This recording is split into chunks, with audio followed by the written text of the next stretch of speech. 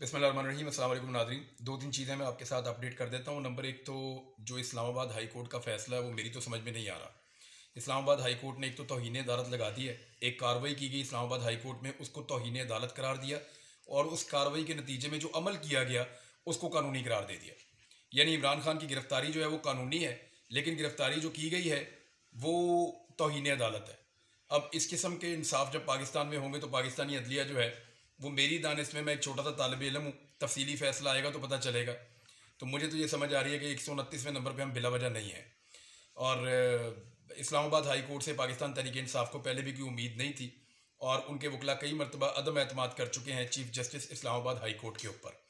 अब आ जाएँ दूसरे मामले की तरफ कि अपने आसपास शरपसंदों के ऊपर नज़र रखें आप लोग। अगर आप एहतजाज कर रहे हैं और किसी किस्म के जुलूस में, जलसे के अंदर आप शामिल हैं, तो कोशिश करें कि आपके पास कोई ऐसा शरपसंद ना हो जो इमलाक को नुकसान पहुंचाने की कोशिश करे। कई एरियाज़ में सीधे फायर किए गए हैं, लोग ज़ख्मी हुए हैं, उनकी हालत गैर है, लोगों को अस्पताल पहुंचाया जा रहा है और कुछ लोगों की शहादतें भी रिपोर्ट हुई हैं। अल्लाह ताला पाकिस्तान की खैर करे।